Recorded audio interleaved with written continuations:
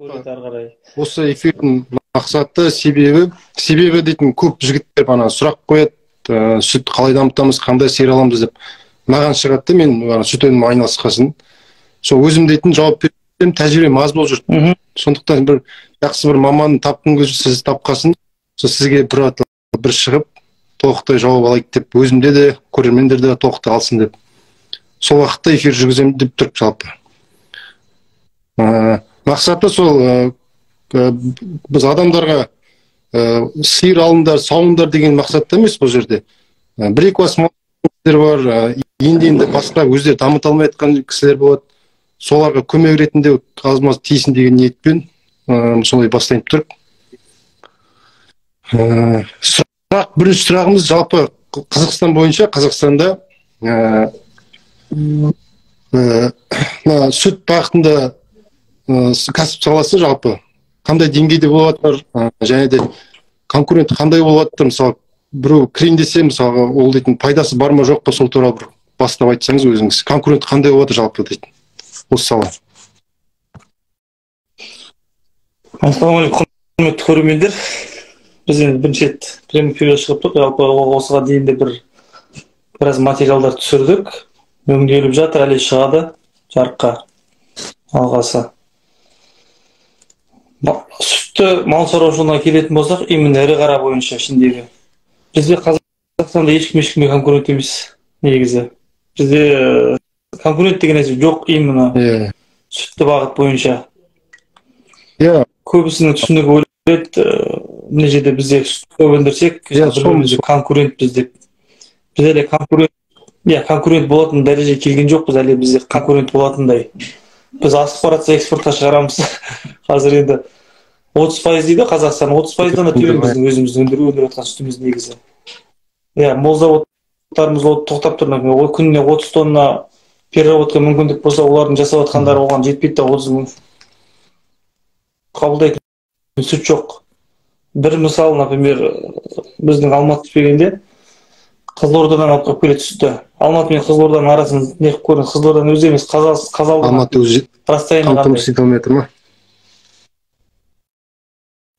Жоқ, потому что натуральный жоқ. Бос кода былайша айтқанда. Рынок бос бізде, молочный рынок свободно, бос істейді только. Түсіндігі, ал енді жұмыс істеу бастайға. Қарапайым шаруа жігіттер, қарапайым шаруашылықтар, қарапайым халық қандай сүттен бастаған дұрыс бастап? Қанша бастан, неше малдан? Бірінші очет. Енді мал шаруашылығын жалпы бастағанда білім деңгейі әлі, мысалы, қалай не істеу керек екенін білмейтін адамға қандай сиыр алып, қанша малдан бастаған дұрыс, тиімді деген сияқты.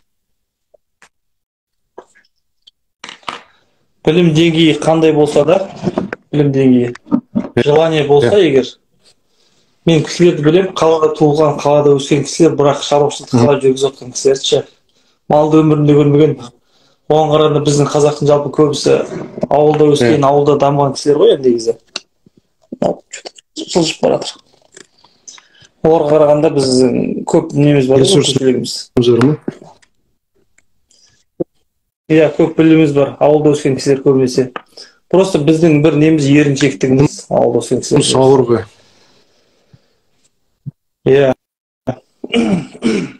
Білімім жоқ, мен мал асыраймын емес, қазір білмесең білімділерден сұрау керек. Просто білгендерін айтқанын істеу керек та. Бізде өзі білмейді, білгенін айтқанын тыңдамайды ғой. Енді қазір келіп жатыр, шүкір Аллаға. Біраз кісілер көздері жетіп, бұлай істесек болады екен, бұлай істесек болады екен. Кейбір кісілерге айтасың, например, сіздің жаңа ауылда қарапайым сиырыңызды ұстап, одан 5 литр, 10 литр сүт алғаннан гөрі тура сол жемді, сол нені жақсылап қарап бір сиырға қарасаңыз, ол сізге 10 сиырдың сүтін береді. Десең, соны қабылдағысы келмейді, мен ол сиырдың астын тазалауға да, оған әкеліп жем-шөп беруге желаниесі жоқ жаңағыдай. Только анау алады далаға айдап жүреді ол сиырды. Ол сиыр күні кешке дейін далада жүреді, келеді де бір 2 литр сүт берген алған сүтінен мәз былайша айтқан кезде. Оның сүттің сапасы да мүлдем бөлек. Басқасы да бөлек. Сен таза жем-шөппен жеп берген сүттің сапасымен осы жерде жайылып мұсыр жеп жүрген сиырдың сүттің сапасы екеуі витамин 30 литр сүт алдың, сенің сүтің су деп айтатын кісілер бар енді, бірақ лабораториялық неде тексерісте мүлдем көрсеткіш бөлек. Сондай породалар бар, 30 литр берсе де сүттің жерлісті одан артық ешқандай не жоқ. Мен де өзім лично өзім саудым, 9 тонна сүт үй жағдайында 5% жерліспен, ол лаборатория подтверждение еткен 5% жерліспен 9 тонна сүт саудым. Ол шамамен 10 литр қаймақ, 10 литр сүттен қанша қаймақ береді? 500-600. 10 литрден 33%-тен алатын болсаң, сметананы егер 33% қылып алатын болсаң, 30%, 33. Сен 10 литрден 1 литр сметана аласың деген. Жоғары дейді. Иә. Жоғары, иә. Сол үшін бізде Қазақстанда ешкімге конкурент емес, именно сүт жағынан, не жағынан қайта бір-бірімізбен бірігіп, кішкене бір-бірімізді қолдап, біріміздің білмегенімізді бірімізден сұрап, солай бағытталуымыз керек. Біз жаңа негативті көп айтамыз ғой, негативті өшіру керек. Қалай істесек дұрыс болады, қалай істегеніміз дұрыс, бір-бірімізге айтып, бір-біріміз білмегенімізді үйреткен, ол өте маңызды. Шетелдің не үшін дамыды, шетел біреуін жасаған ошибкасын қайталаған жоқ. Потому что оларда бірігіп бір-біріне айтып отырады. Ондай үрдіс әлі бар. Канадада, Америкада қалыптасқан. Аптасына бір рет, айына бір рет фермерлер кездесіп, өзінің не қандай тәжірибе жасады, не істеп жатыр. Опытың мынандай дамып жатса, өз-өзін бөлісіп, прям дамыған, осылай істесең маған артық болады деген сияқты. Сол арқылы олар дамып баратыр. Келесі оның ойын алады да, өзінің ойымен ұштастырып, одан да қатты дамытады. Ол анаған айтады, мынаны былай істесек, бұдан да қатты сөйтіп береді деген сияқты. Солай дамып барады. Осы шетел туралы бір сұрақ қойып жіберейінші. Шетелде мысалы 10 бас, 20 бас, мысалы Голштейн ұстап отқан мысалы қарапайым шаруалар бар ма? 10 бас, 20 басты көрген жоқпын. Мен көргенім бар. 10 бас ұстауға деген сөз сонда? Иә. 5%. Тиімді емес, ол жақта уақытын жұмсап, жаңағыдай, қазір шетелдің бәрі робот қой барлығы. Робот доение, робот не. Сонша уақыттарын жұмсағаннан кейін, оны басқа олар жұмсағысы келмейді, олар біздегі сияқты басқа жұмыс істемейді. Малыма только малмен жүреді. Ол кісілерге 100 басқа дейін мүмкіндік бар. 30 бастап атқандарды көрдім, 30-дан жоғары бар ондай кісілер. Бірақ негізгі менің стажировкаға да тәжірибеге барғандарым барлығы 100-ден жоғары. Бізде енді көп, өзімізді келсек, 2 бас, біз 5 отқандар көп. Қазақстан солар деңгей көтеру үшін қалай істейді? Олар травманы көтеру керек па деген сияқты. Аппаратпен сауып көтеріп, сол жағын айтсақ. Жоқ, аппаратпен сауғанда ештеңе көтеріп қалмайды. Бізде бірінші генетиканы өзгертуіміз керек. Қазақтың бірінші біздің басымыздағы, миымыздағы түсінігімізді өзгерту керек бірінші. Қатып қалмауымыз керек. Дамыған сол жағына бірінші өзгертуіміз керек. Қай породаны таңдағаным дұрыс. Менің өзімнің жергілікті сиырым мықты, мен қазақ, мен малшымын деген түсінікті қою керек. Малшы болсақ та сол шетелде үйреніп жатыр ғой негізі. Қалай сиыр мал бағу керек екенін әлі үйренбейміз. Сол түсінікті қойып, кішкене басымызды иіп, қай породаны таңдауымыз керек. Породаны қалай таңдайды адам? Осы бірінші сұрақ. Мен қандай порода маған лайықты деген сұраққа қалай таңдайды? Сіздің жергілікті орналасқан жеріңіз, сіздің азықтандыруыңыз, сіздің жем шөбіңіз, условия деген, условия содержания деген қазақша қалай болады білмеймін. Условия содержания соған байланысты, сосын сізге қандай өнім керек? Объемға сүт керек па? Сізге жоқ не керек па? Майлылық керек па? Сол жағынан да байланысты оның барлығы. Сіздің жаңа күтіміңіз қалай болады? Жаңа условия содержания деген күтім сол. Күтіміңіз қалай болады? Соған байланысты порода таңдау керек. Маған көп хабарласады да, жаңағы қандай порода таңдасам болады. Мен айтамын да, аға, менде қазір мен білетін бір 20-30 порода бар деймін да, характеристикасы жақсы білетін. Қазір мен сізге бір породаны айтамын, бірақ сіз ол породаны таба аласыз ба Қазақстаннан? Жоқ болуы мүмкін ол порода Қазақстанда, Не істейміз? Қолдағы породаны алып, біз, значит, порода бізге икемделмесе, біз породаға икемделуіміз керек та. Сол порода қалай өмір сүру керек, қандай жағдайда, соған условия жасасақ, ол біздің породаға емделгеніміз. Сосын дальше генетикасын өзгерту арқылы дальше ары қарай жұмыста өзімізге ыңғайлы порода шығаруға мүмкіндік бар. 10 жыл болды бір жігіттер жүр. 10 жыл бұрын мен мынандай порода алсам деген. Әлі сол породаны іздеп жүр 10 жыл. Мен айтамын 10 жылда сен уже бір сиырдан 4-5 поколение алып, ананың жоқта келе 3-4 поколениесін алып қоятын уақыт болды. Таза порода шығарып алатын уақыт болды. Жаман сиырдан жай сиырдан. Осы сиырдан сүт көбейтуге болады дедіңіз ғой, осы жерде айтып сұрап кетейінші. Мысалға сиыр 12 ай бойы жем жесе егер тоқтаусыз, оның сүті деңгейі дамый бере ме? Жаз мезгілінде мысалы жем бермей қаламыз біздер дейтін жемді. Жаз көк шықты, далаға жеріп қоямыз жайлауға. Сол кезде бана сүт несі деңгейі түсіп кетіп, қыста көтере алмай қаламыз да, сол ойнай ма жем берген?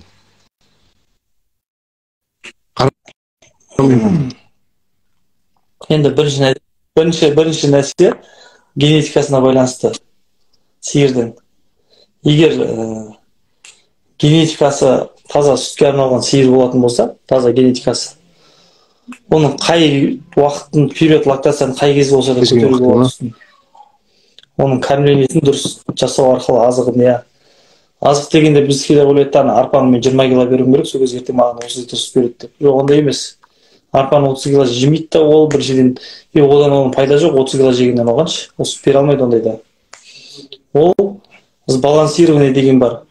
Протеин, энергия, клетчатка, сухое вещество, кальций, магний, фосфор, бәрін осыны баланс жасаған кезде, ол ағзаға 1 килоңыз 99% сіңуі мүмкін да. Ал баланс жасамасаңыз, 10 кило берсеңіз, оның 1% сіңуі мүмкін деген әңгіме бұл жерде. Ана протеин беріп Азықтану деген осы үлкен маңызды, үлкен рөл ойнайды азықтану.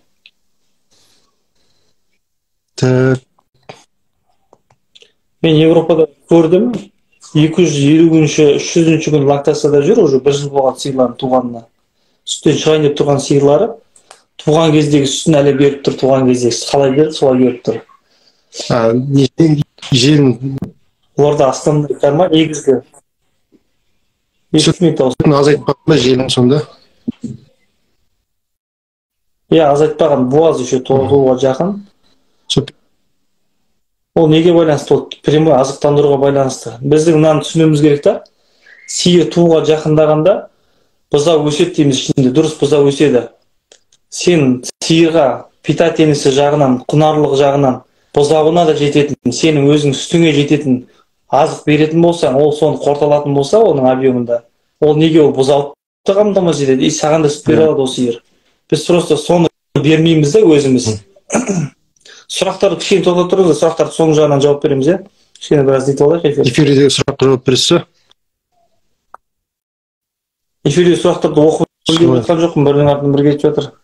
Сіз оқымасаңыз. Сементал 20 литр бере ме дейді. Тамағына байланысты.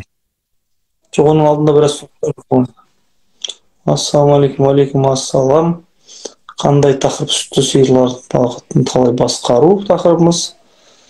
Алейкум ассалам. Қалдарыңыз қалай Малжан амансың? Жақсы, Аллаға шүкір барлығы. Қосылыңыздар, сұрақ қойыңыздар. Алейкум ассалам. Жақсымыз, шүкір Аллаға. Алейкум ассалам.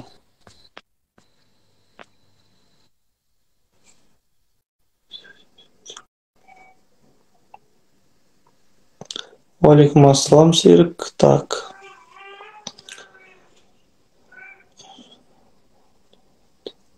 Ішкі нарықты қамтамасыз ете алмай отыр, Аманжол. Жасырын емес ол. Бізді қазір Алматының өзі Қырғызстанның үстімен отыр ғой қазір негізі. Қырғызстан өздері қамтамасыз етіп отыр ма? Қамтамасыз еткеннен экспорт шығарып жатыр олар. Сүтті сиырлардың бағыты берген сүтінің несіне байланысты, генетикасына байланысты болады. Кормовой базаны ойлану керек, бізге оны үкімет ешкім сізге кормовой базаны турлап бермейді, оны өзіміз турлауымыз керек шетінен. Жөніс тамағына байланысты дұрыс, бірақ негізі породаға байланысты да жөністі жақсы кормление берсеңіз, 6-7% жеміс беретін породалар бар. Қазір ол туралы тоқталамын мен. қандай порода дұрыс негізі дейді. Орналасқан жеріңіз бен сіздің негізге алған бағытыңызға байланысты породаның түрі көп. Әлемде 1080 порода бар, осы ірі қараға байланысты.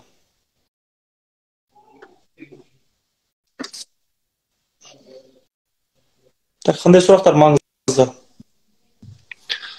Маңызды мындай сұрақ, мына шөпті сатып алып, мына порода сиырға берген тиімді бола ма, әлде обязательно өзіміз егу керекпіз, сатып алып, еттің қайсысы дұрыс болады?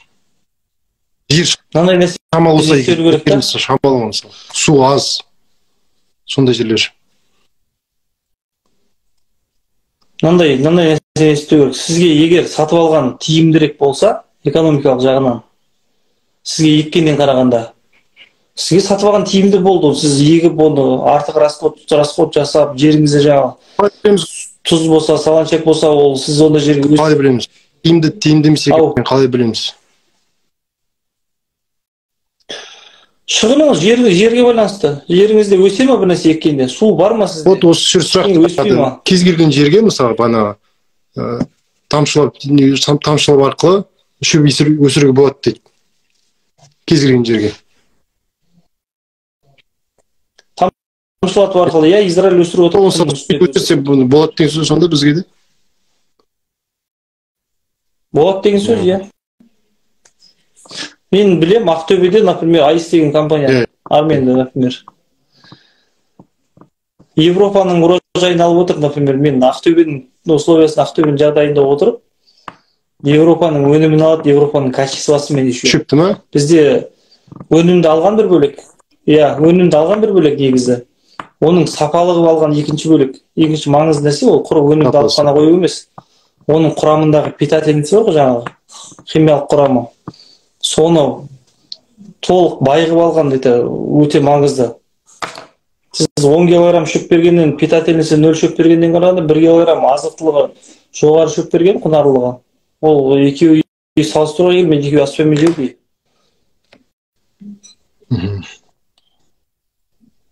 Сол үшін де өзіңіздің орналасқан жағдайыңызға байланысты, сіздің өзіңіздің қарай аласыз ба сол жерге, техникаңыз бар ма? Соған байланысты экономикалық жағын санау керек. Маған шөпті сатып алған тиімді ба? Менің жерім бар ма өзімнің құр жатқан болса? Игере алам ба? Ол кезде жатқан жер болса, құр игеру керек шетінен жайлап бастап. 1 гектар болса да. Биыл 1 гектар есе, келесі 2 гектар болады ол. Сізде ол бір жағынан общинасы, екінші жағынан жерді игересіз құр жатқан жерді. Қазақстанда мындай мүмкіншілік бар ма? Мысалы, 1-2 ай барып, мысалы, үлкен жерлерге барып, жұмыс істеп, үйреніп, қалай сауып жатыр, барлығын үйреніп біліп көруге болады ма? Оқуға тип оқу сияқты. Бар ма ондай? Стажировка бүкіл мемлекетте. Көбісі білмейді, мысалы, ауылда жүре береді, сиырды алып келеді, соны барып, мысалы, бір ай жұмыс істеп келсе, қандай адрес бар? Адрестер бар ма екен? Кім деймін, сіздерге барып? Пәлен жер мен қабылдаймын, бүкіл жер мен қабылдаймын деп айтпайды ешқандай жер. Оларға лишний адам керек жоқ. Иә, ол жаңағыдай осылай танысып, бір араласу арқылы өтуі мүмкін, жаңағы таныстық арқылы келуі мүмкін. Білім тәжірибе жинап қайтады деймін ғой. Сосын барып. Иә, бір жағынан көрсетеді, екінші жағынан үйретеді. Біз қазір сопровождениемен де жұмыс істеп жүрміз, например. Басқа фермерлерді үйретіп барып көрсетіп, например, бос уақытымызда. Былтыр менде өтті, стажировкадан келіп, жаңа басқа жақтың врачтары нелері, біздің хозяйствода жүріп, айлап жүріп, 1 ай жүрді, 2 ай жүрді. Әр разделға бөліп өзіміз группаға. Әр деген үйреттік, например. Семейін үйретіп, біреу басқаны үйретеді деген сияқты.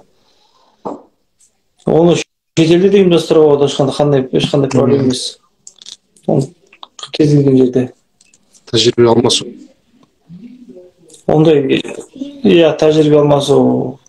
Жаңа басында айтып өткенде сол ғой, жаңа фермерлер бірігіп, ұйымдастырып, конференциялар болады, басқалар болады, сол жерден танысып, тәжірибе алмасу керек. Мына жерде бір жазған, мал бағатын адам жоқ деген. Соны сауатын сиырды байлап, бақпай байлап, шөбін алдына салып отырып, пайдасын көруге болады ғой? Анағындай. Болады, мен біраз бүгін есептедім, Алматының бағасы. Бет сиырды байлап сауа аламыз қайықсаңда, пайдасын көре аламын? 5 сиырды шығады минимальный. Бір сиырды байлап Соны шамалы айтып тұрсаңыз қазір мына кісілер көбісі көп жағдайда 5-10 сиыр ұстап отқан кісілер, мен білуімше. Маған ұстап отқан осы жерде отқан кісілер. Иә, жалпы рацион деген нәрсе бар ғой, жаңа азықтануы. Соған байланысты сүт береді. Бірінші мәселе генетика. Егер сіздің сиырыңыз мүмкіндігі потенциалы болатын болса, сондай сүт беруге жылына 7 тоннадан жоғары сүт беретін сиырлар, например, породасы таза қанды сиырлар, таза породалы сиырлар 7 тоннадан сүт береді жоғары қарай.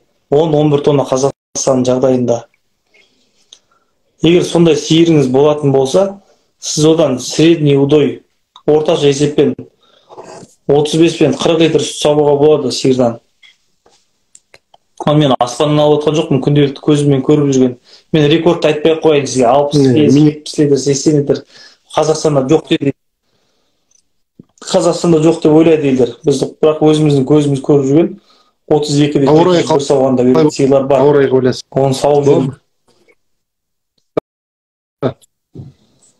Жаңа айтып өттім ғой бірінші басында.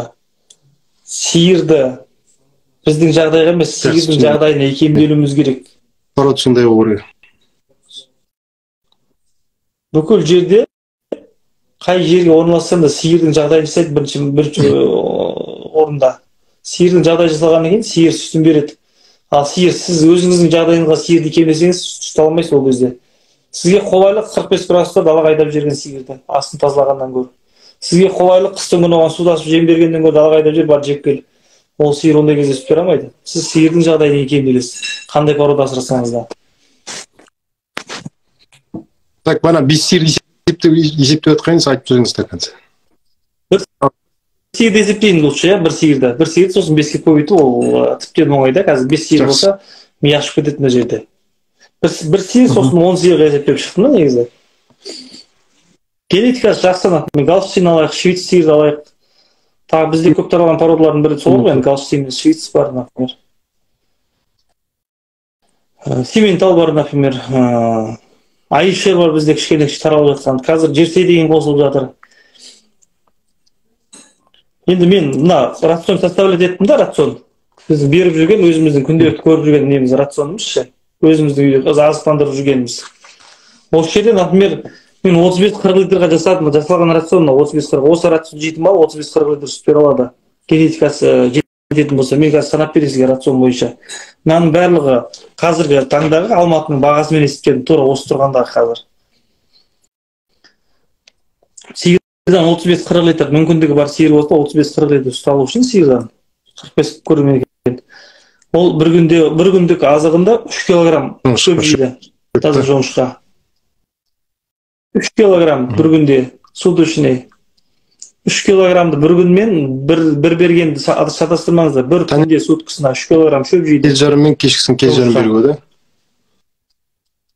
Иә. 2 рет бересіз ба? Жоқ, 1 рет салып қойса, ол сіздің еркіңізде 10 рет бөліп бересіз ба? 3 килограмм жоңышқа, 6 килограмм арпа, туралған арпа, майдаланған. Дробленый дейміз ғой. Туралған арпа 6 килограмм. Шрот біздің Алматының жағдайында қазіргі бағасы төмен болып тұрған рапсты шрот. Рапс деген өсімдік, майылатын өсімдік. Соның шроты бар. Ішінде протеин 38% протеині бар. Бағасы да өзі бізге қолайлы. Қымбат емес, 130 теңге болып тұр қазір бағасы зауытта. Содан 3 килограмм жейді бір күнде сиыр. Жүгері, тартылған жүгері бар ғой, майдаланған дәні. Содан 3,5 килограмм. Қазір бізде Алматының жағдайында силос бар. Силосты 25 килограммға дейін беруге болады бір күнде. Силостың бағасы бізде қазір 25 теңгеден 40 теңгеге дейін бар да. Мен жаңа 40 теңгені есептедім, максималь ең үлкен бағадаш 40 теңгеден. Мен өзім 40 теңгелік силос алып отырмын. 25 теңге силос бар. 30 теңгеден бар. Енді кім келсет, кім тасиды, транспорт бар, оған байланысты мен енді 40 теңгеден ең жоғары бағаны алдым. Одан 25 килограмм жейді бір күнде. Пивная дробина деген бар бізде. Барда. Былайша айтқанда арпаны қайнатып, сығып суын алады да дальше переработкаға жібереді да құры өзін бізге кәдімгі отходный жем ретінде сатады. Қалдық жем ғой. Оның килограммы қазір тоннасы 12 мың теңге тұрады. Сонда получается 1 килограммы 12 теңге шығып тұр. Одан бір күнде сиыр 8 килограмм жиылады. Сосын премикс витаминдер. Витаминдер 415 теңгеден бастап, қазір 1000 теңгеге дейін шығады. Средний өзіміздің беріп жүрген витаминнің бағасын алды, мен 600 теңгелік бағаны. 600 теңге деп естідім. Одан 100 грамм бересіз, потому что сиыр сүтімен бірге қанша кальцийді, басқа да элементтер жоғалтады сүтпен. Соны восстановить етіп отыру керек, қайта қалпына келтіріп. Одан 100 грамм бересіз. Тұзды минералды ретінде тұзды қалай бермейміз? Тұздан 100 грамм береміз бір күнде. Тұз енді кормовой тұздың бағасы где-то 25 теңге ғой енді. Потому что ол не очищенный, тазартылмаған, ол йодталмаған тұз 25 теңге килограмм бар ол. Одан да арзан түсетін жерлер бар. Сосын трикальций фосфат деген бар. Біздегі Тараздағы фосфорный завод бар ғой бұрынғы. Соның тоже отход ретінде шығатын не ғой? Кальций. 3 түрлі. Иә, кальций, трикальций фосфат ол. Оның бағасы біз 125 теңгеден алып жүр қазір. Рынктағы бағасын айтамын. Сосын сода береміз, жаңағы іші дұрыс жүру үшін, ацидоз болмау үшін, понос болмау үшін. Ол енді соданы 50 грамм ғана береміз. Көп бермейміз. Соданың бағасы қазір на рынктағы бағасы 185 теңге килограммына. Это пищевая сода. Мешокпен кәдімгі сатылады. Итого барлығын қосқан кезде 48-де 850 грамм шығады. Бір күндік сиырдың азығы. 50 килограмм ғой енді бәшті. Иә. Шөптің бағасы қанша теңге? Сіздерде білмеймін? Сол қанша шықты? Осы 50 килограмм. Бізде қазір 1500 теңгеге дейін барады шөптің несі да тюгі. Жаздың күндері 600-700 теңгеден басталып енді. Мен 900 теңге алдым средний.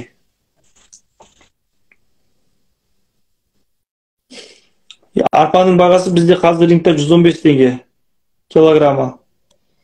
Шүроттың бағасы арапсы шүротке 130 теңге. Кукуруза дробленый жүгерінің бағасы 115 теңге қазір бізде. Силостың бағасын 40 теңгеден есептедім. Барданың бағасы, заводтың бағасы мен 12 теңгеден есептедім. Премикс 600 теңге килограмм. Соль, тұз 25 теңге, трикальций фосфат 125-тен біз алып жүрміз. Содамыз 185 теңгеден. Итого қанша шықты деп ойлайсыз бір күндік расходы? 5000. 2842 теңге. 2842 теңгенің несін азығын жиып отыра сізге ең кем дегенде 30-35 литр сүт беретін. 35-40 теңге ол рацион. 35 литр сүт берсе минимальный да. Содан пайда көресіз. Осы таблица банағын Инстаграмға саласыздар ма? Қандай қайтадан қалып қойды мүмкін? Бұл енді таблица түсіріп жіберем, иә. Соңынан түсіріп жіберем, сіз оны бекітіп алыңыз. Сайтында жасап олар. Керісінше тұрған сияқтымыз. Мен сізге суретін жіберем, сосын қоясыз, иә. Итого получается 2842 теңге бір күндік азығына жейді сиыр. Одан ол сиыр сізге 35 литр сүт береді. Бізде қазір ЛПХ-лардың бағасы сүтті оптом өткізіп жатқанда 100 теңге. Розин сатсаңыз 500-600-ге дейін барады Алматыда қазір баға сүттің бағасы. 500-600 ма? Мынандай протеинмен, мынандай жирмен никогда сиыр төмен жирность бермейді. Мынандай клетчаткаменші. Мынаның өлгендегі жирности 4% болады. Сүттің сапасы да жақсы да бұл жердегі. Мынандай азықпен. 300 теңгеден сіз 35 литр сүт сатсаңыз бір күнде 10.500 теңге табасыз бір сиырдан. Қолыңызға түсетін ақша 10.500 теңге. Содан бір күндегі азығы 2842 теңгені алып тастасаңыз, сізде пайда 7658 теңге бір күнде бір сиырдан.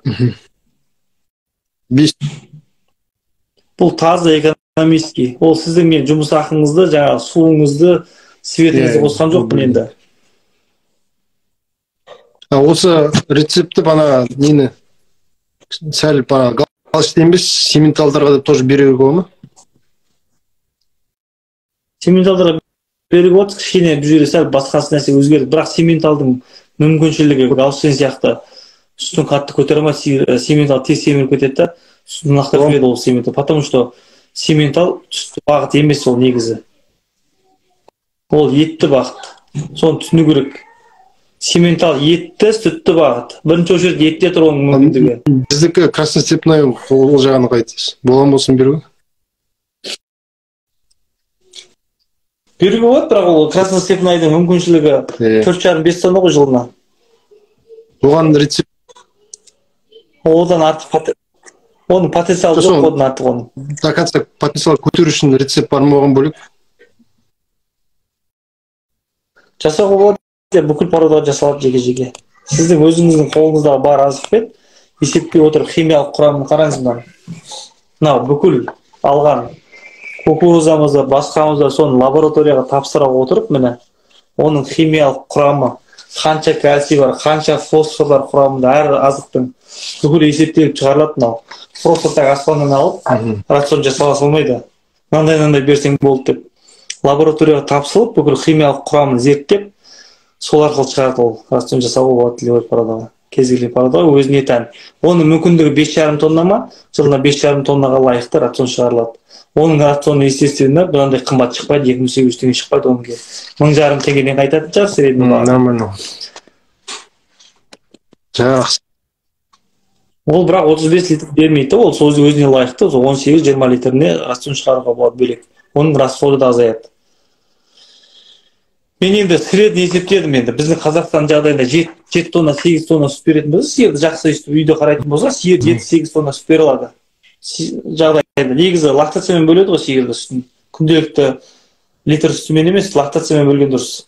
Бір лактацияда, например, бір сиыр 7 тонна, 8 тонна, 9 тонна сүт береді деп, солай бөлген дұрыс. Бір лактация дегеніміз түсінбейтін адамдар кісілер болса, сиыр бірінші туған кезде бірінші лактация, екінші бұзауын туғанда екінші лактация.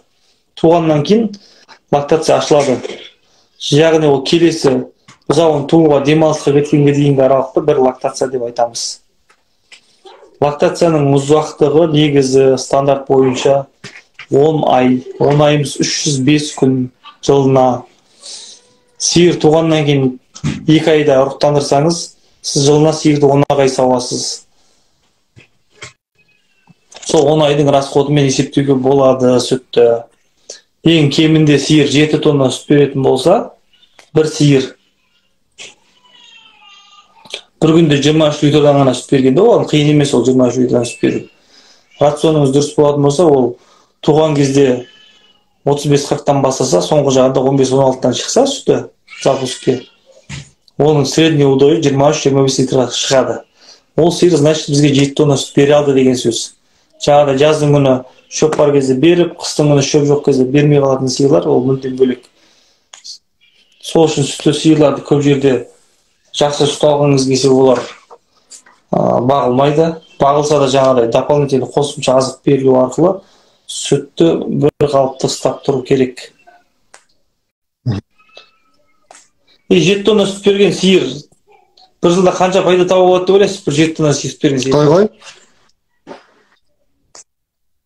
7 тонна сүт берген сиырдан бір жылда қанша пайда табуға болады? Бір жылда? 7-8 тонна. Есепте olan сияқты сол біліп тұрсың. Айтыңыз.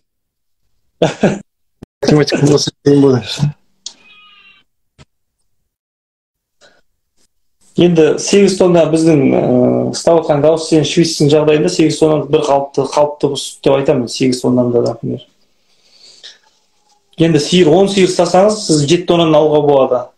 Бір сиыр ұстасаңыз 8 тоннаға, 9 тоннаға алуға болады. Сиырға максимум көңіл. 7 тоннадан 10 сиыр асырайтын болсаңыз, 7 тонналық сүт беретін сиырдан 10 сиыр асырасаңыз, 7 тонна дегеніңіз сізде 23 литр бір күнде суточный удойы. 23 литр алуға болады ғой бізге, дұрыс па? Айтпай ақ қойын 35-40 литр деп. 23 литрдан средний удой сиырдан алуға әбден мүмкіндігі бар. Қазақстан біздің жағдайымызда. Шүкір, корм сатылып жатыр, корм шығаратын заводтар бар, қазір жеткілікті іздегенін табуға болады. 7 тоннадан 10 сиыр асырасаңыз, жылына сіздің таза пайдаңыз 12.331.900 теңге шығады. Автоой бағамен сүт өткізгенде. Бір адамның бір жылдық запасына артық па? артық. Бір Енді ол адамды сол ойлап 10 сиырды неше адам қарай алады? Бір адам бір адам қарай алады. барлығы істей алады. Иә, бір адам қарай алады. 10 сиырда тұрған ештеңе жоқ. Жақсы. Бір сиырдан, бір жылда бір сиырдан, жақсы сүт беретін бір сиырдан 1.531.190 теңге табуға болады, бүкіл азықты бәрін алып тастаған кезде. Одан Ол жеке оған зарплата 1,5 миллион жылына зарплата оған. Айлықты қаншадан аламыз десе өзі шетінен алады шетінен. Бұны мен 10 сиырға есептеп шықтым расходты. Бір күнде 2842 теңгеден расход жасап, максимальный қазір қыстың кезіндегі расходтың есептедім еще. Қыстың кезіндегі бағамен есептей отыра шығынын есептеп, бір жылға мүйін сауат етіп, бір жылда уақытпен сиырды 10 ай сауатын есептей отыра, бір сиырдан 26 литр средний удой беретін сиырдан 1,5 миллион пайда табуға болады сиырдан. болады әрине.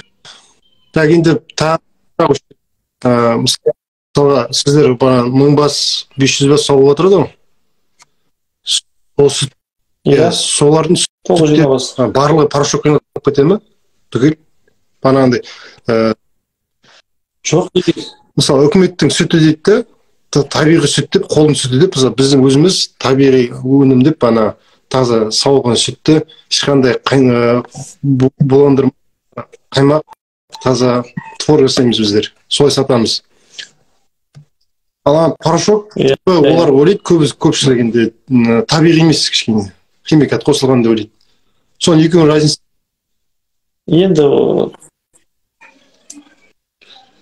ол халықтың олай ойлайтындай бар да негізі. Оған да негіз бар. Олай ойлайтынға да барлығы бірде 100% табиғи емес деуге тоже келісуге болмайды. Ол өндірушіге байланысты. Өндірушінің ұятына байланысты. Сосын біріншіден бізде жаңағы сиырдың сүтін порошокқа айналдыратынды әлі ондай спрос жоқ сүтке, порошок сүтке да. Порошок сүтті біздегі сухой молоконың барлығы біздегі основной шөптен алынады, растительный основе оның барлығы. Потому что сухой молоконың бағасы өте төмен. Бізге оны табиғи сүтті алып, оны порошокқа айналдырып, ондай процесс жасағаннан гөрі бұл жаңағы пастеризовать етіп, пастеризация, ультрапастеризация етіп, сұйық күйінде сатқан тиімдірек шығады, экономически тиімділігі жоғары болады оның. Ана жұмысына қарағандашы. Біздегі сауып жатқан сүттің барлығы бірдей қазір мол заводқа кетіп жатыр, үлкен мол заводқа. Мол заводта жаңағыдай өздерінің қоспаларын қосу арқылы, бактерия қосады, басқа қосу арқылы неше түрлі продукция шығарып жатыр. Жаңа йогурттар бар, басқалар бар деген сияқты, сметанасы бар, айраны бар.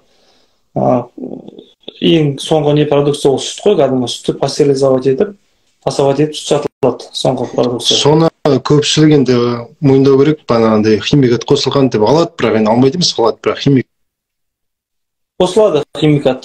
Химикатсыз болмайды. Химикат қосылады, бірақ кімде қандай химикат екені ол өздерінің айырмашылығы қандай болады сонда?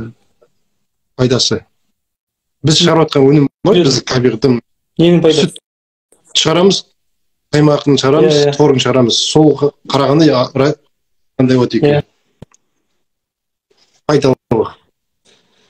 Енді өндіруші адамға байланысты өндіруші тарап пайданы көбірек тапқысы келсе, ол жерге уже көбірек нәрсе қосады, басқа да краскілер қосылады, консерванттар қосылады оның құрамында, бактериялар қосылады оның құрамында. Байқасаңыз, жаңағы заводтан переработка жасалып шыққан сүт ашымайды. Ашып кетеді. Сонда біздікі пайдалы ма? Иә, неге деген вопрос бар. Не үшін олардың сүттері ашымайды? Неге? Потому что ол уже өлік сүт ол былайша айтқанда. Халықты өлік қамтамасыз етіп отырмыз онда? Получается солай енді. Потому что консервациядан өткеннен кейін ішіндегі барлық заттың бәрі өлді ғой. Ішіндегі живой организм бәрі өлді ғой, пайдалының барлығы. Енді мен мындай ой живой организмдер өледі, бірақ ол жердегі жиры, ол жердегі жаңағы кальций, ол живой организмге иә, жатпайды бөлек негізі. бөлек. Живой организмді бөлу керек ішінен. Иә, ол бөлек, ол бөлек. Кальций нелер сақталып қалады ішінде, пастеризацияның түріне байланысты. Бірақ ішіндегі тірі тағы да өмір сүретін организмдер, ол адамға бактериялар біздің ішек құрылысымызға қажетті. Олар болмауы мүмкін құрамында. Енді болмаса жаңағы бифидобактерия қосып жатқандар олардікі пайда болуы бір мүмкін. ой айтқым келеді, енді ол ақылға сыя ма сыймай ма білмеймін. Мысалға, 1000 бас бір жерде ұстап, оны порошокқа айналдырып химикат қосқаннан гөрі 1000 басты бөліп, мысалы 30-30-дан ба, каждый мысалы ауылдарға қойып, таза табиғи қаймақпен ба творогын айранын шығарса, сол пайда бола ма, әлде анау тиімді бола ма екен? Жоқ, не үшін 1000 бастың бәрін порошокқа айналдыру? Ол порошокқа айналдыру деген айтып, порошокқа айналдыру мүмкін емес. Пастеризатор деген бар, ультрапастеризатор. Просто сіз оның құрамындағы микробтарды, тірі организмді өлтіресіз да, сүттің басқа пайдалы нелерін бәрін сақтай отыра, просто фасовать етіп сатуға болады табиғи өнімді. Просто оның сақталу уақыты аз болады. Егер халық сондайды қаласа, 3 күнде, 5 күнде бұзылатын тетрапакеттер бар. Соны шығаруға мүмкіндік бар. Оның пайдасы өте жоғары.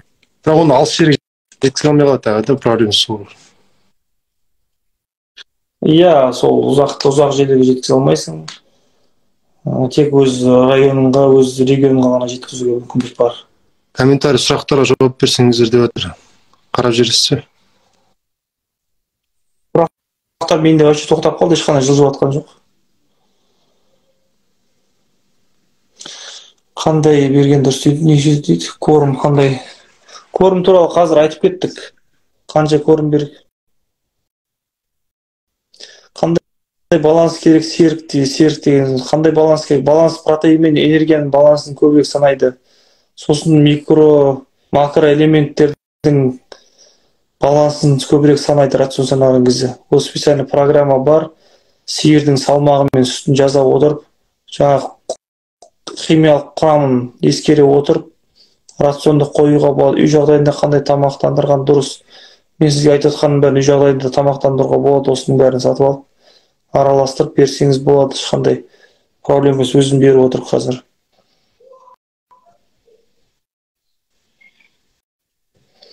Алматы қаласында қандай порода дұрыс? Алматы қаласында енді порода жайында кетсек. Осы порода сұрап отыр. Алматы қаласы дейді, басқа қала дейді. Қай қалада болсаңыз, сіз сиырға қандай жағдай жасай аласыз? Сиырдың жағдайына икем жасай алатын болсаңыз, кез келген породан ұстауға да болады. Мен галштин ұстадым, краснопестрый, чернопестрый. Мен швейц ұстадым. Мен алатау ұстадым, мен жерсей ұстадым, мен краснодатский ұстадым. Солардың поместарын ұстадым. Ешқайсынан бір жаманшылық көрген жоқ. Қай породан ұстасам да барлығы жақсы показатель береді, көрсеткіш береді. Өйткені неге ол сіздің жасаған жағдайыңызбен, комфортыңызбен, азықтандыруыңызға байланысты.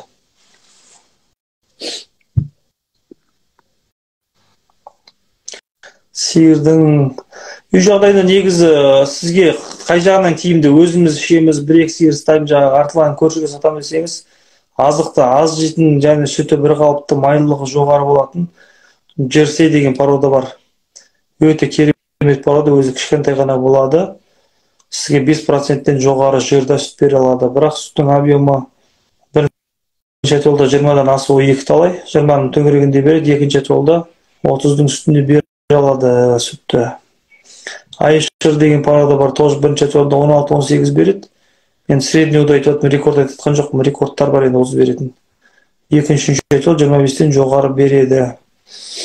Бізде Алматымыз жаңа тауға жақын орналасқанына байланысты швейц деген порода өзінің өте жақсы көрсетіледі, өте мықты жағынан.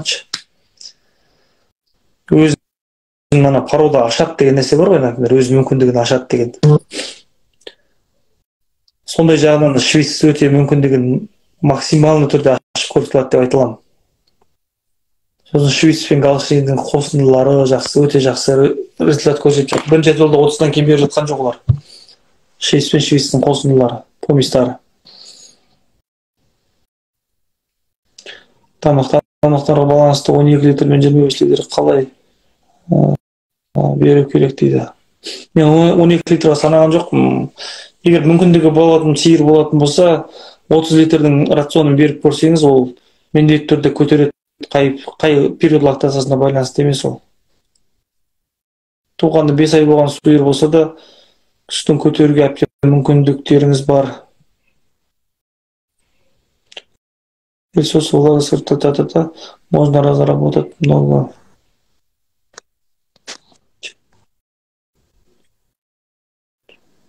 Көпшілік рационның программасы несі бар ма екен, соны сұрайды көбісі негізінде. Рационның негізі определенный рацион есептейтін программа бар. Қазір неше түрлі программа. Суткада емес, компьютерда бар. Неше түрлі программа есептейтін, рацион есептейтін программалар бар. Ол жерге не кіреді? Бірінші сиырдың породасы жазылады. Біздің көбісін айтатын, мынау қандай порода дейді, елдердің сұрағы да. Мынау қандай порода деп сиырын жібере түсірдім. Біріншіден сіз оны порода деп айту үшін бірінші оның әкесін білесіз ба, шешесін білесіз ба, сиырдың. Екеуін де білмейсіз ба, значит ол беспородный болды. Бірақ неме. Породаға жатпайды, өз көшеден бір жерден сатып алған сиырын қандай порода дейді. Порода деп айту үшін сіз оның атасын, бабасын білуіңіз керек. Қай жақтан шыққан, қандай данные, соған байланысты породаға жатқызуға болады. Ештеңесін білмейсіздер, көшеден өзі жүріп айтар, өзі бұқадан қашып тапқан бұқадан туады, ол беспородный, ол породаға жатпайды, оның мүмкіндігі 2 тоннадан аспайды. Суданка, Кебек, Шрот, минералды.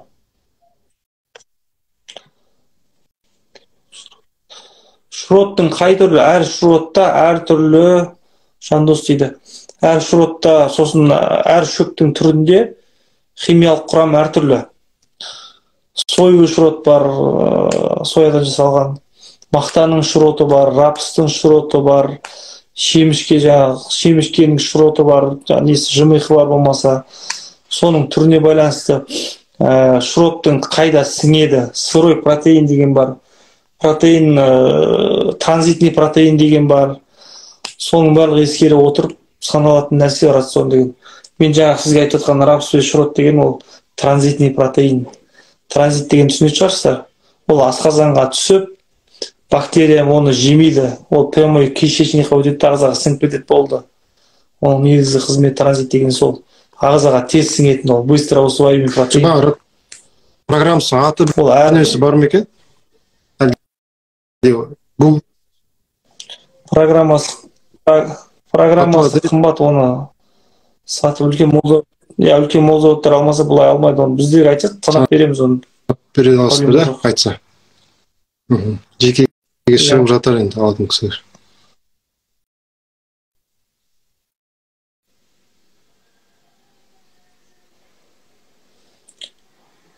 Бізде специальный зоотехниктер бар, есептейтін, өздері есептейді шаруашылықтың рационын жаңағы. Сосын премикс алатын басқа компаниялардың, осы шетелдегі мамандардың жетекшілігімен рацион составлять етіледі. Кімнің телефонын сұрап жатсыз? Дүйсен Нұрбол деген кісі.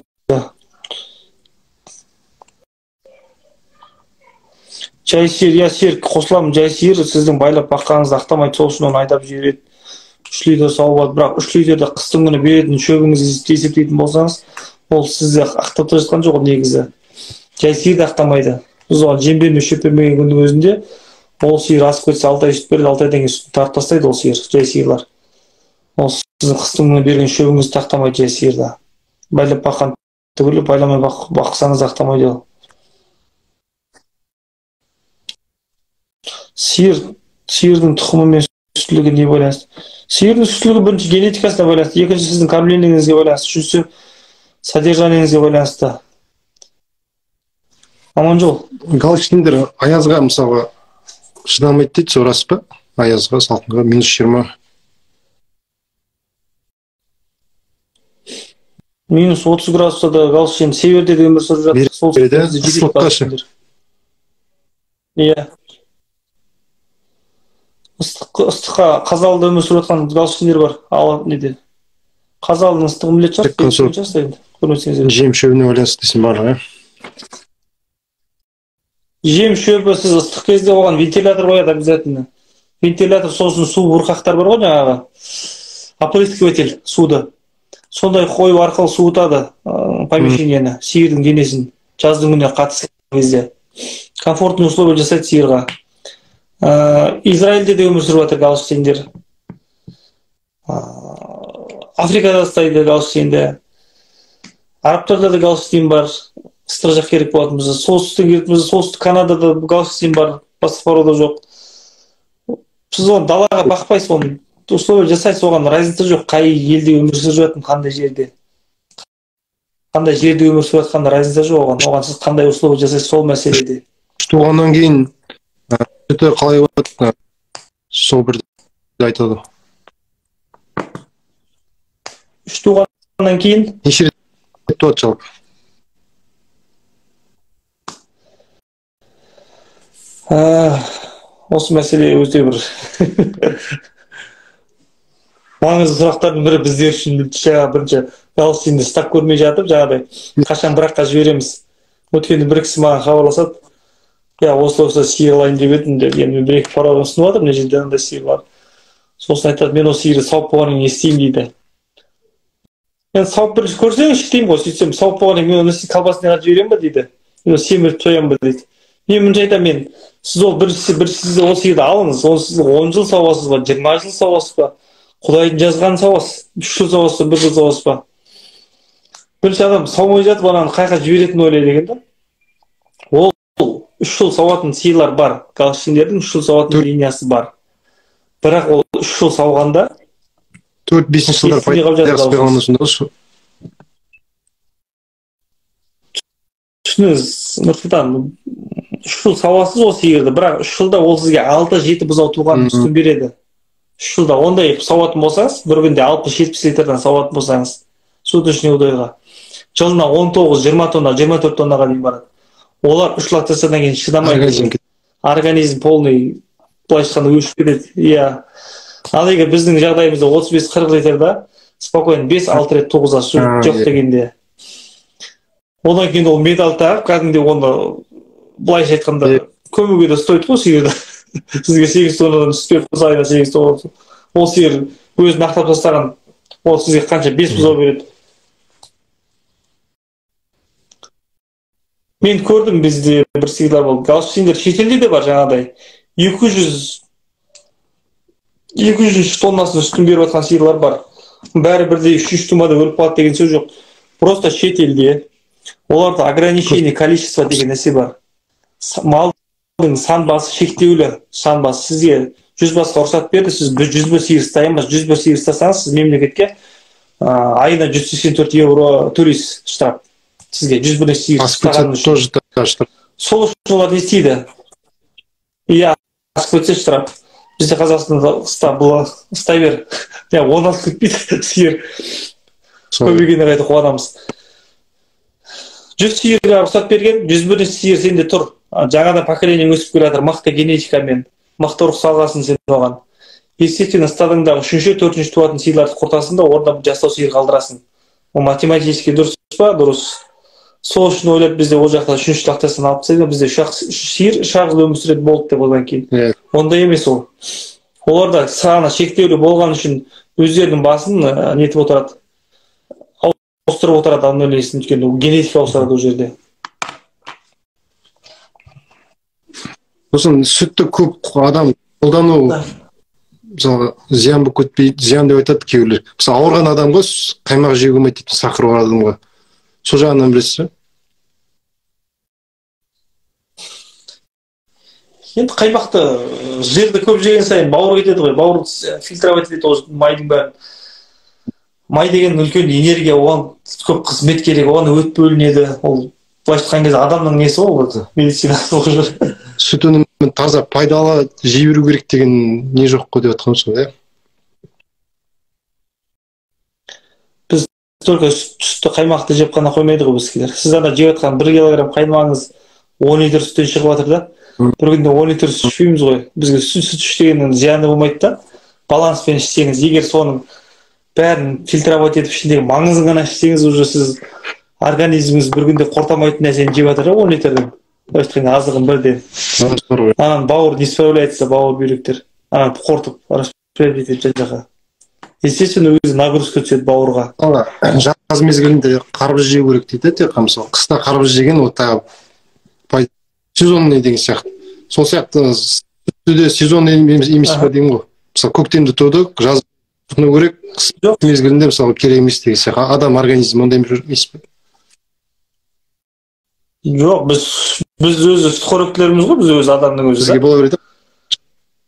Нормамен қолдануымыз керек та, қандай нені болса да, қандай азық болса, нормамен жеуіміз керек. Өзімізге бір шектеулі норма қоюымыз керек. Мен күнде 10 литр сүт ішпеймін, 1 литр или 1 кесе сүт ішемін, маған жеткілікті. Мынадан 1 кесе, анадан 1 кесе деген сияқты тамақ. Сонда ол пайдалы болады. Жаңа балансированный корм дегенге ол да келеді адам жейді, например. Bir нәрсені көп жегеннен гөрі аз-аздан жеген дұрыс әрі азықты да. Әр дегенде өзі таза свежий кезінде пайдалы ғой, например. Сүттің пайдасы көп негізі. Азыға қанша қажетті кальцийіңіз бар, басқа да сұйықтығыңыз бар, ішінде не бір нәрсесімен пайдалы, бірақ нормасымен қолдану керек. Нормасымен ішуіміз керек онда. Бас салып сүт ішуің керек енді 10 литр ішіп алып, ਜਾਂ 5 литр ішіп ертең сүтке бет қарауға беттері жоқ. Көп ішіп қойған. Оны 1 стакан іш таңғы асқа, обедтен басқаны же деген сияқты мәселе ғой. Ақтөбе.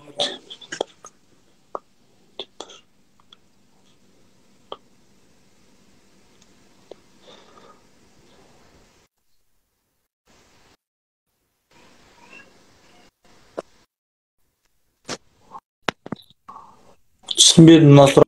Ақтөбеде немістер бір күн жемдеп, бір күн жайылымға жіберді. Так.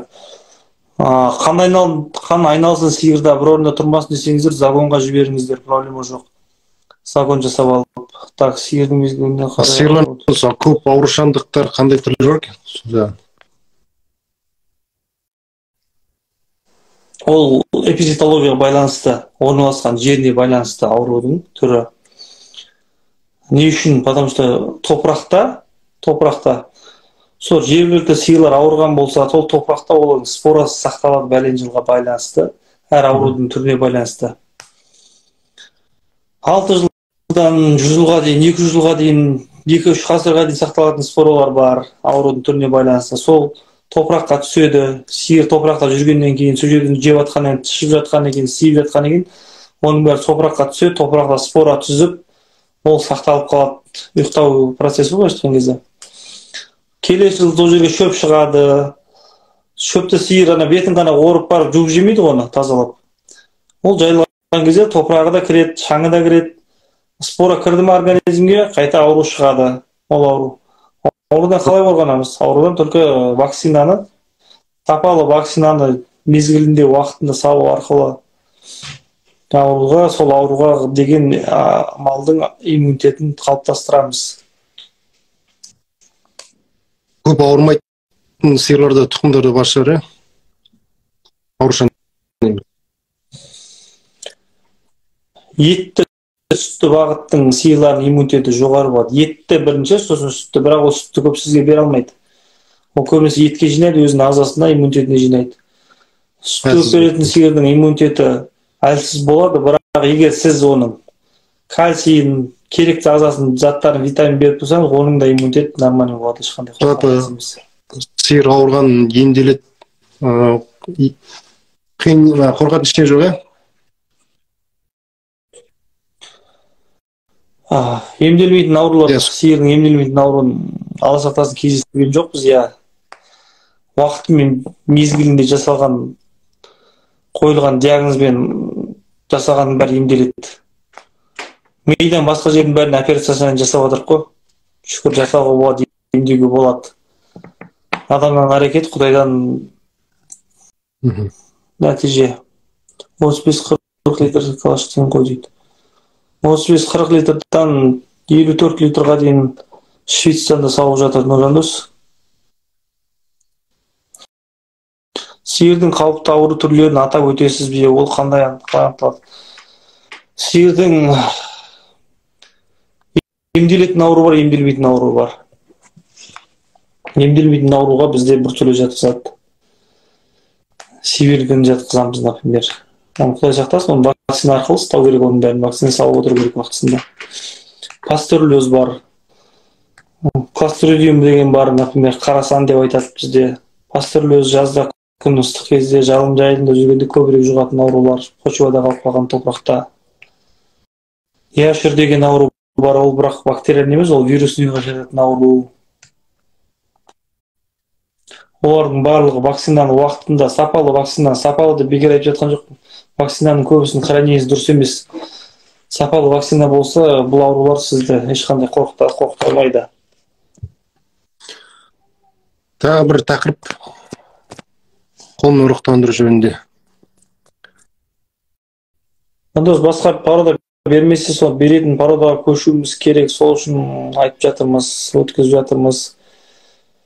Швейцар бере алады, Айшер береді, жерсейді мен 41 литр сауғам өзім, ештеңесі жоқ, жерсейді бергізуге болады, кәрменіңіз дұрыс болатын болса.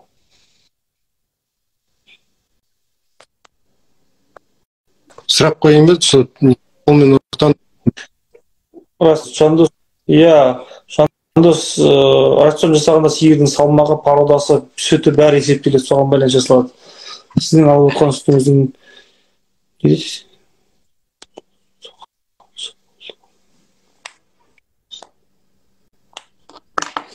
сиырдың пайдасын жаңа бәрін есептеп көрсеттім, эфирді кейін ютубтан қайта қарап шықсаңыз болады. Міне, бір нәрсені қайталамай-ақ қойын, мына жерде сұрақтар келіп отыр екен. Қанша бір күндік расходы, қанша пайдасы бар жазып есептеп қойдық. Артынан эфирге қыстырамыз. Тағы қандай сұрақтар келіп жатыр?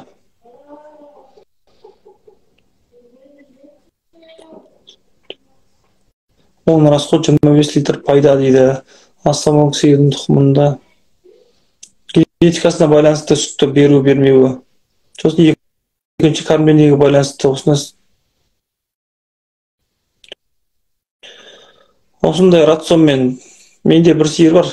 Осы февральда Алла қаласа 1 жыл болады туғанына. 35 литр беріп тұр қазір келіп. Мен жағдайда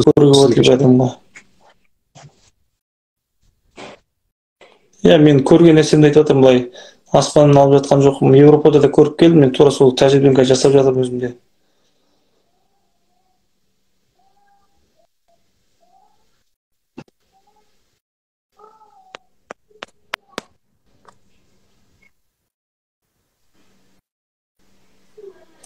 Калцийдің жирнесі азаймайды, нешінші туса да, ол сіздің беріп жатқан кормленіңізге байланысты.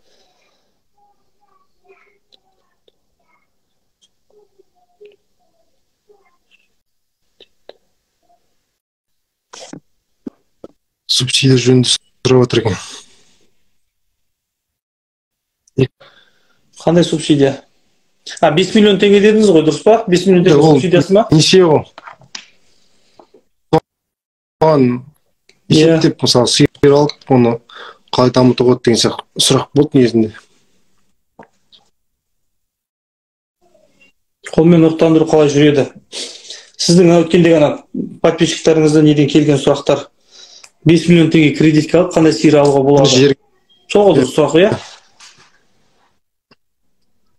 5 миллион теңге алып, сізге өкімет бір сиырға 380 мың теңге ғана бөле алады, бір сиырға. Сіз 5 породный жаңа документсіз сиырды 380 мыңға алуыңызға рұқсат бар өкіметтерге 5 миллион теңгеден. Сіз 380 мың теңгеге базардың сүт бермейтін сиырынан басқа сиыр аламайсыз. Жақсы сиырлардың бағасы аспандап тұр қазір.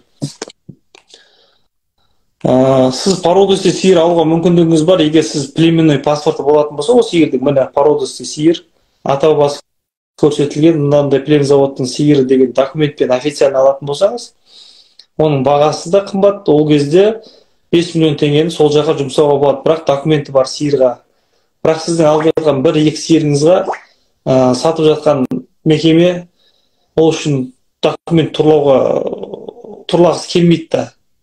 Ол үшін де олар да центрға ақша төлеп, ал жақтан разрешение алып сіздің талағыңызды қояды.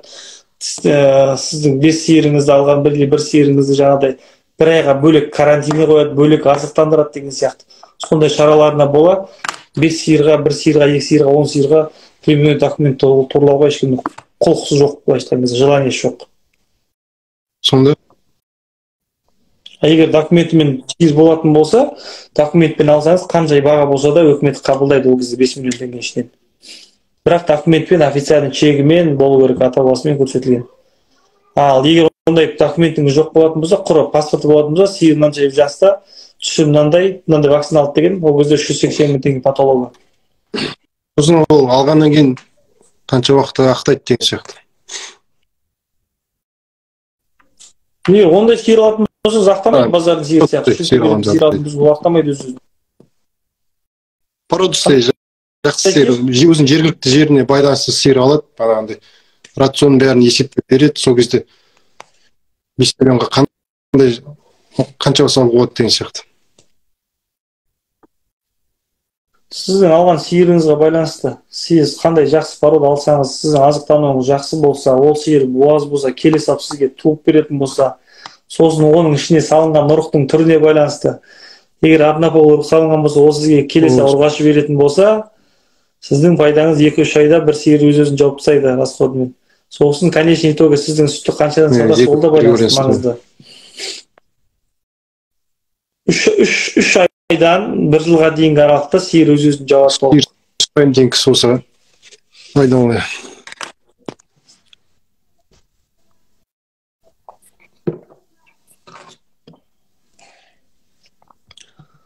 Қолдан ұрықтандыру қалай жүреді? Қолдан ұрықтандырудың 3 түрі бар. 3 түрі. Айтайын ба, түрін жеке-жеке, ол ветврачтар емес, бұл кісілерге қажет емес. Қазір ректоцервикальный методпен ұрықтандырамыз.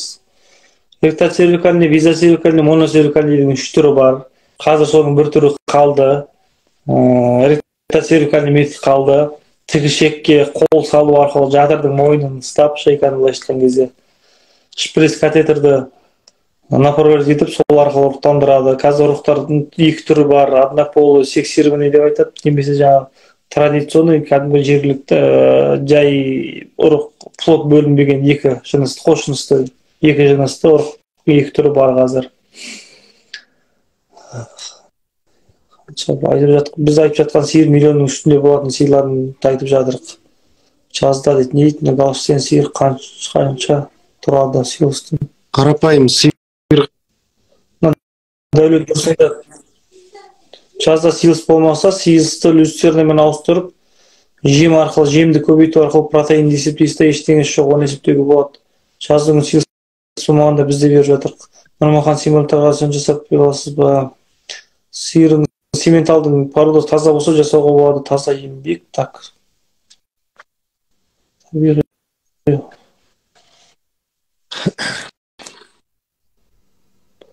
Так, сіз сұрақтарды көріп тұрсаңыз оқи беріңіз, жауап берейік артынан. Кеш болып бара тұрыз. Сатылатын еркек бұзаулардың бағасы орналасқан жеріне байланысты 40-50 мыңнан туған күніне байланысты болады, породасына байланысты. Егер таза мал үшін болатын болса, еркектердің бағасы төмен.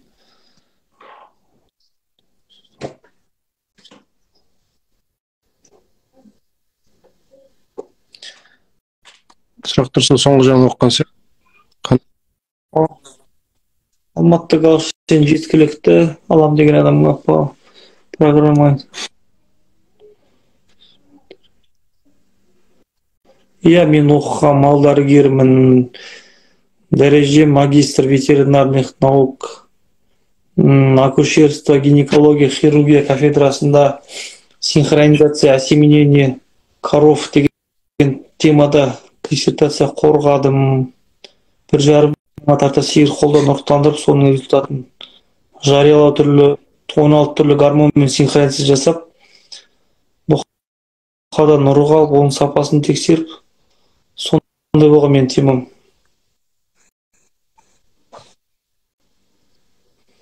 Үй жағдайда 5-6 сиыр ұстап, мини пастеризатор болады, иә, істеп жатқандар бар. Пастеризатордан қарағанда сіз лучше сметана, құрт, айран сармай жасап өткізгеніңіз өте пайдалы жағдайында. Қарапайым сиырға Жандос, сементал қос бағытты порода, бірақ швейц қос бағытты порода, бірақ швейц на первом месте стоит молока, не мясо. Тоже надо учитывать.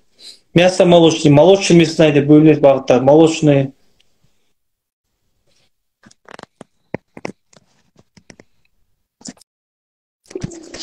Білмеймін қанша литрға қолдағы сиырдың жағдайын дұрыстасаңыз бар, 12, 13, 15 литрға көтеретін шығар енді.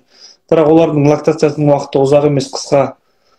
Сол үшін оны да учет етесіңіз, қанша ұзақ уақыт салмай соларды. Вот өзі семіріп кетеді да, сүт кемесі өзіне жұмыс істеп кетеді, жергілікті сиырлар.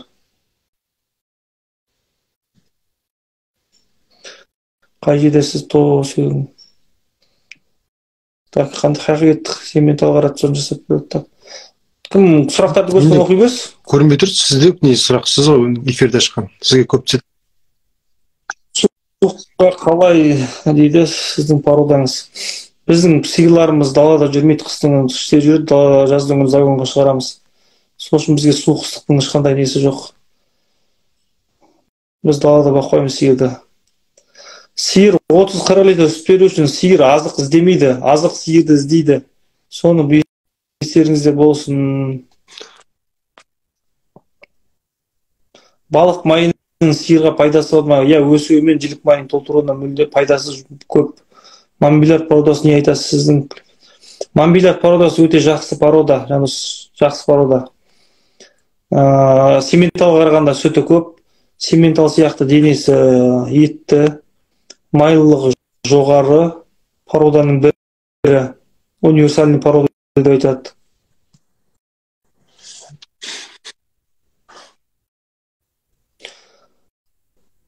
Галшинде, я бәріне бірдей ста деп жатқан жоқпыз, мүмкіндігі бар. Сосын асыл тұқымды сиыр ұстаймын деген кісілерге айтып жатырмыз. Сіздің условиямен сіз галшинге условия жасайтын мал, қандай мал болсын, қандай порода болсын, условия керек. Швейцқа да условия ұстамай далаға жіберсеңіз, ол да сүтпемейді. Қандай асыл текті сиыр болсын, қандай мықты сиыр болсын, ол 5-6 литрға сүтін көтеріп тастайды, потенциалдың жартысынан жоғары бермейді. Уалейкум ассалам дейді Нұрсұлтан саған, ассалаумалейкум деп жатыр.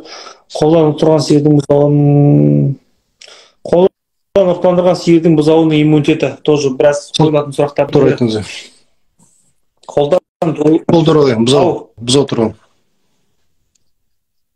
Қолдан ұрықтандырған бұзаудың иммунитеті. Кейбір кісілер ойлады, ана слабый болады, қолмен ұрықтандыра берсе деп. Ешқандай оған қатысы жоқ оның. Наоборот, жоғарыламаса төмендемейді. Неге? Өйткені бұқаны, көшеде кетіп жатқан бұқаны ұстап алып, одан нұр қалмайды ешқашан.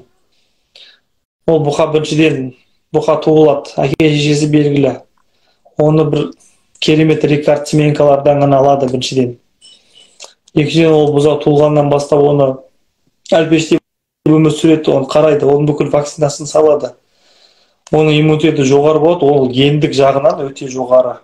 Мен түсінемін, егер таза порода, бірақ асылдандырған сайын төмендеуі мүмкін иммунитеті, бірақ қазіргі уақытта бұқаның характеристикасын оқысаңыз, жаңа бұқан алған сиырдың характеристикасын оқысаңыз, данныйларын өте керемет. Олардың иммунитеті төмен болатын болса, жылдан жылға, мына үлкен мол заводтарда, жаңағыдай үлкен племенный центрлерде мал қалмау керек еді негізі. Үлкен туылған бұзау өліп қалып толаса, болды, ештеңе қалмайды. Кәрі сиырлар өліп кетті, содан кейін ештеңе қалмау керек еді. Ондай емес, олардың иммунитеті де жақсы. Ол сіздің азықтандырғаныңызға байланысты. Сіздің азығыңыз жаман, тамағыңыз жаман. Или жаңа біреулер породаны алып кетті, бұзау сатып алды, далаға жібере салды. Ол ондай көрмеген нәрсе. Оның денесін алып жүруіне керекті бір күндегі энергияны ана шөптен аламайды ол. Өйткені оның денесі үлкен. Оның мүмкіншіліктері, оның организм бұдан больше требует. Содан кейін бір күні келіп құлайды, сосын айтады, мынау заводтың сиыры болмайды, мынау үкіметтің сиыры деп айтады біздікілер. Үкіметтің сиыры бізде өмір сүрамайды деп. Ол оған байланысты емес, мүлдем ол сіздің азықтандырғаныңызға байланысты. Сол үкіметтің сиырын біз де ұстап отырмыз, ешқандай шалымыз жоқ. Оның өсіп кетуінің процесін айтсаңыз енді литрдан 6 литрға дейін 20 күн или бір ай ма сүт ішеді ғой, басында. Сиыр бұзау туылғаннан кейін, туылған кезде өзінің бесінен 10% уыз қабылдайды бірінші туылған кезде. Туылғаннан бастап айтайын. Бұзау туылғанда қанша уыз береміз дейді. 10% өзінің салмағынан 40 кило шықса 4 литр уыз ішеді. Уызды көп ішкен сайын өзіне пайдалы. Өйткені иммуноглобулин туылған бұзауда ешқандай иммунитет жоқ. Ол иммунитетті только сол молозив арқылы, уыз арқылы өзіне алады. Иммуноглобулинді көп беру үшін сіз көбірек сапалы уыз беруіңіз керек. Ол бір. Екінші, бұзау өскенге дейін 3 айдың арасында 580 литр сүт ішу керек. 580 литр. Оны бір күнге бөлсеңіз 3 айда ол сізге 6 литрден шығады бір күнде. Онымен қосалқы туылғаннан кейін бір аптадан бастайды. Бір кісілер 5 күннен, бір кісілер 4 күннен бастап, жалпы уыз біткеннен кейін, сүтке өткеннен кейін оның бұзаудың алдында жем, шөп тұру керек. Ол оны жиямайды ғой дейтелдер. Ол жемесе де оны жалайды, оны иіскейді. Жайлап оның дәмін көреді. Сіздің бұзауыңыз, менің группаластарым осы болды. Мен сіздің бұзауыңыз 3 айдың ішінде, 3 ай болған кезде ол 1-1,5 килограмм жем, 2-3 килограмм шөп жиі алу керек. Сонда рубестегі барсинкалардың барлығы жақсы дамиды да. Сіз 3 айдан кейін бұзау сүтін шығарған кезде ол шатация етілмейді, жаңағыдай сүтті сұрап, организм азып, тозып, жаңағыдай асқазан дұрыс жұмыс істемейді, әлі үйренбеген асқазан жем шөпке олай қиналмайды сондай кезде. Сол үшін оның привесі жоғары болады. Одновременно сүтпен бірге жем шөп жеген бұзаудың привесі күнде 1 килодан асады. Ол сізге неге байланысты? Оның бәрі алып келеді экономически сіздің пайдаңызға, туылғаннан бастап жем бергеннің. Сіз сиырды 2 жас, 3 жасқа апарып ұрықтамайсыз құнажында. Сіздің құнажыңыз 1 жас 3 айында, 1 жас 2 айында 400 кило вес береді, сіз ұрықтандыра бересіз, болды. Сол 400 килоға бару үшін елдер 1,5-2 жыл ұстайды.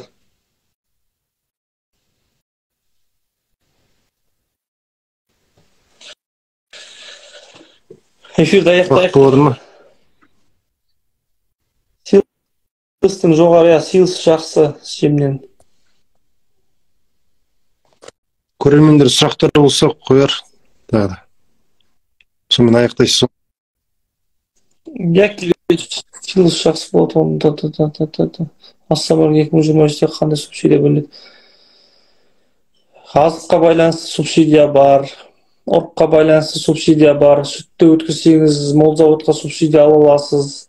Субсидияның жалпы түрлері көп. Оған сіздің документацияңыз бен мал басыңыздың саны тура келсе, өткізуге болады. Уызға анализ жасайсыздар ма дейді?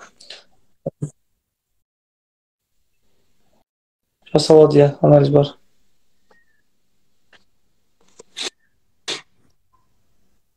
Яшо деген ауру көп.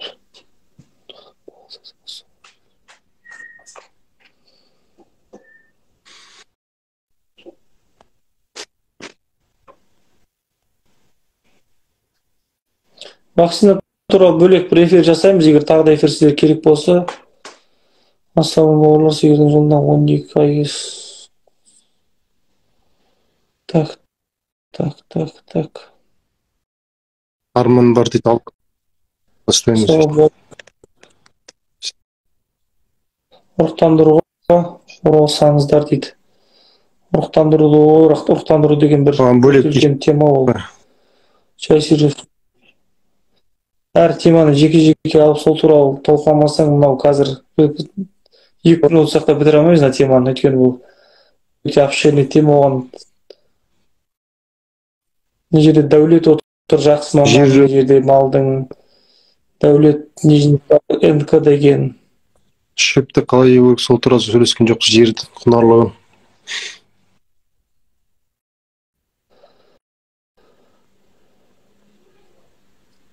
Келесі не ғой, 2 сағат болды уже.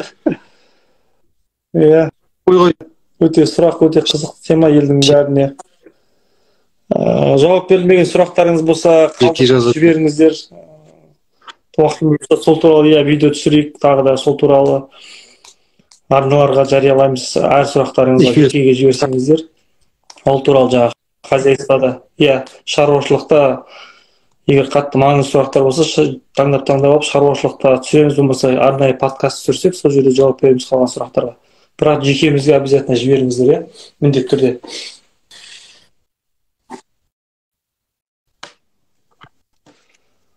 Енді пайдалы болды деп ойлаймын мен өзім, өйткені жақсы көп информация бердік.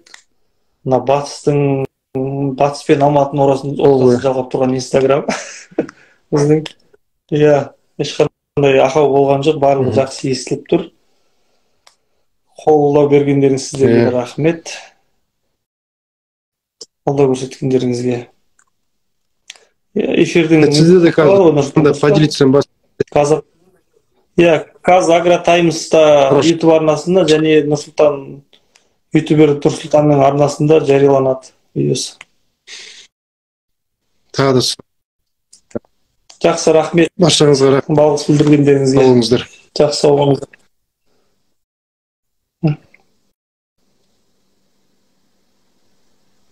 Эфирді сіз сақтайсыз.